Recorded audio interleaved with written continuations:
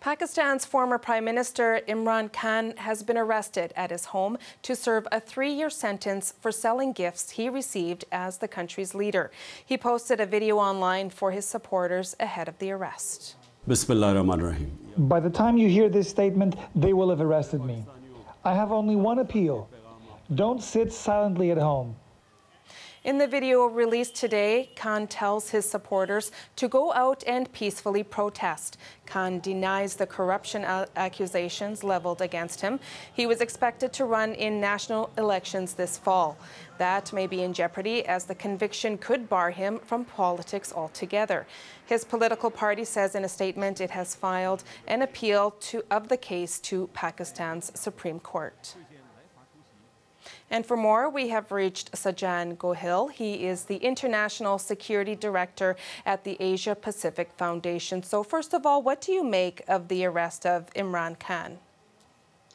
Well, these are concerning times for Pakistan's democracy, because the concern is that these charges against Imran Khan are not just politically motivated, but militarily motivated as well. Keep in mind that Pakistan has a very strong armed forces, and it's often described as a state within a state. The military have interfered in Pakistan's civilian democratic system ever since the country's founding in 1947.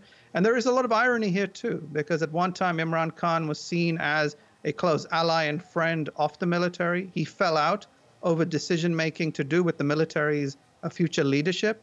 And then ever since then, it does seem that the military has backed the opposition parties to form a coalition that then unseated Imran Khan as the prime minister. And then suddenly you've seen all these alleged corruption charges aimed against him. So this has created a lot of political instability. And the worry is that this could also then add to the security and economic instability that Pakistan is facing.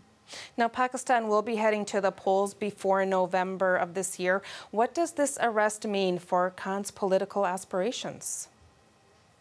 Well, in many ways, this probably means that he will not be able to run as the candidate for his party, the PTI, because this prosecution bars him from running from any form of public office for 5 years.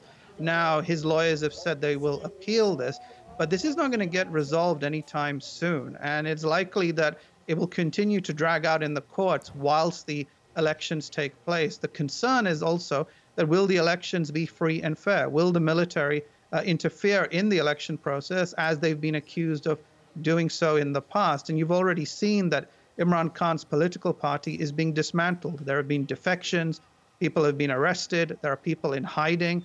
And even though Imran Khan's deputy, Shah Mahmood Qureshi, may lead the party, we don't know what the build-up to the elections is going to be like in terms of protests, civil disobedience, violence on the streets, similar to what we saw in May 5th of this year, where the protests got very violent. Now, Mr. Gohil, this isn't the same case we saw Khan arrested for last May that sparked political turmoil and deadly protests. Do you think we'll see similar scenes in the coming days with this arrest? Well, it's a very important question that you raised. It's interesting that Imran Khan knew of his impending arrest, which is why he pre-recorded that video, and he's told his supporters to come out onto the streets, but to protest peacefully, because of the concern that this will then be labeled as him carrying out anti-state activity, which is one of the other charges that he is already facing. So that is something that is going to be a concern. I think the other thing, Juanita, that's deeply troubling is that ever since those May 5th protests, there's been a media blackout of reporting anything to do with Imran Khan. Today is the first time in months that his name has even been heard on the media, on television or on radio. So again, it just shows you how powerful the military is in blocking information. And it also is a reminder that if we are in the West supposed to support democracies, then that has to include Pakistan too, because Western capitals have been eerily quiet when it comes to the lack of democratic transparency that is currently unfolding in Pakistan.